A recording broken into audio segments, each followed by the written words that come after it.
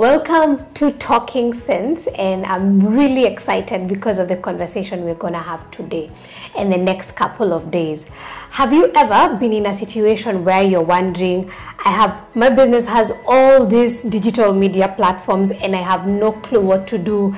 I don't have as many followers. I don't know how to create enough content. And that's what we want to talk about, digital and business. And today I'm joined by the amazing Vera.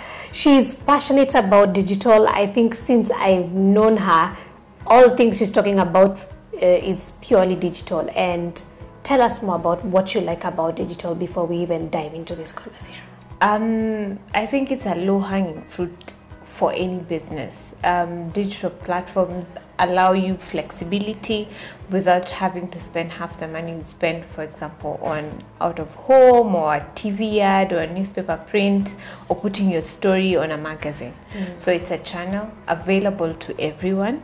The only difference is how well you'd use it for your business. I like what you just said, how well you use it for your business. And I'm struggling, or I've been struggling. Yeah. And my biggest struggle has been to make sure that it's working. Do I have enough followers? And not only followers, but how do I keep them engaged? How do I give them? Where do I start? It's very funny that you asked that, because a lot of people think I'm on Facebook, or let me go on Facebook and Twitter and Instagram is the hottest thing out there. All I need to do is post and hope someone will bite. But for a business, being on social media is very strategic, because digital is a really wide platform. There's a website, there's database management, but today we'll talk about social media because it's the one that is available. I can be a new business. It's a low-hanging fruit. I can open my business on Instagram. But then, and then what? I'm on Instagram. I have a business name. So how do I proceed from there? Yeah. I think the first thing people really downplay is the importance of having a strategy. And the strategy doesn't have to be a 20-page document the way a business plan is. A strategy can be 5 slides. Why do I need social media? Which platforms do I need to be in? Because you cannot be. Some businesses have the versatility of being across platforms. They can be on Snapchat, on Twitter, on Instagram. But as a sole business owner, especially if you're running this on your own, you have to be very careful where you're spreading your business across. Are you saying that I'm not supposed to have an Instagram, Facebook, Twitter, all of them about my business? But how will the Twitter people or tweeps know that I exist? I feel like you should know who your audience is. Audience mapping is the first thing you need to do. So you're selling clothes. Who's your target audience? Maybe women or teenagers, girls between the age of this and that. What do they do? What's their consumption online? Are they on Facebook mostly? Are they on Twitter? Because Twitter is very conversational. It's very hard to sell clothes, for example, on Twitter. Why? Because before you've posted the second post, people have had a conversation and your clothing item, they've passed already disappeared. on the timeline. But if you're on Facebook, for example, Facebook still has the highest consumption of people. People consume Facebook a lot. And they keep saying Facebook will die, but the numbers don't lie.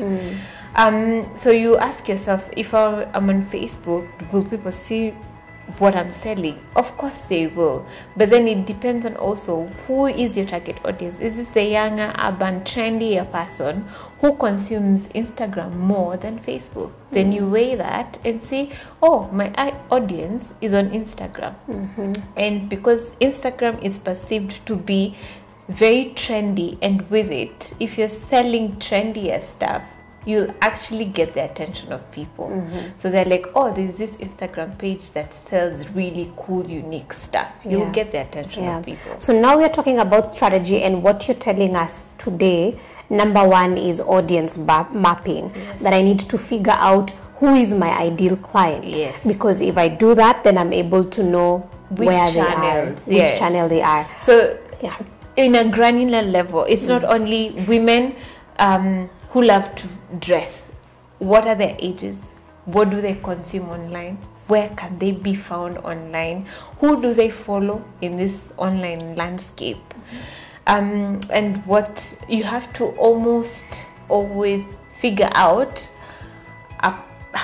what's their income like. Are they fast job people? Are they in the middle C-suite? Are they in the C-suite level? So you know what product you're selling them. For example, I can start a thrift shop on Instagram and sell my clothes between 300 bob and say 1,000 shillings. I will most definitely attract people in uni, people in their first jobs, and maybe second jobs, but like a good bargain. But if I sell my clothes from 5,000 onwards, so a basic top is 5,000 or 3,900, I have eliminated all those, and I start looking at where do they rank, how much income do they earn.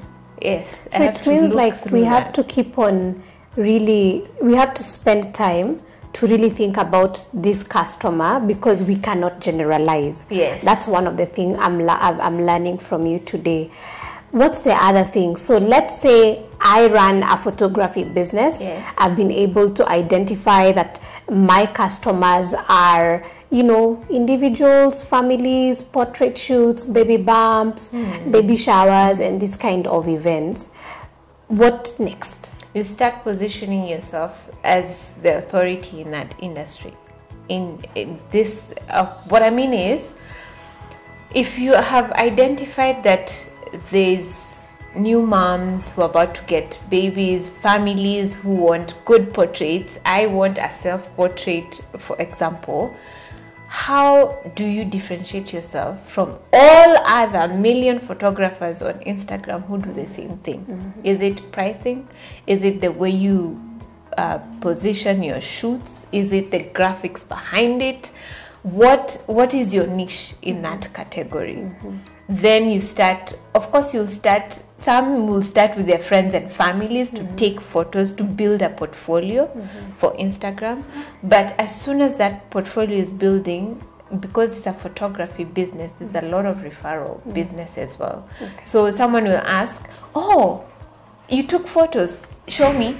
Yeah. The first thing you'll do is not go into your hard copy album and bring it out. Yes, you'll show a photo or a portfolio, a digital footprint of those photos, and then most likely refer them to their Instagram, Facebook page, Twitter page. We're talking about digital business, and we're talking about specifically social media. We've talked about when we're thinking about the social media strategy, what are you as a business person supposed to be thinking about? We've talked about client mapping or customer mapping, and we've also talked about, unique selling point and starting to work on your portfolio. Yes. So I want you to just ask all the questions that you may have right now that you've been struggling with, whether it's in your hustle or in your business, and let's just figure this social media thing out.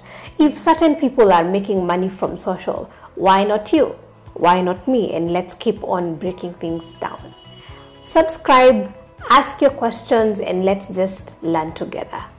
Thank you.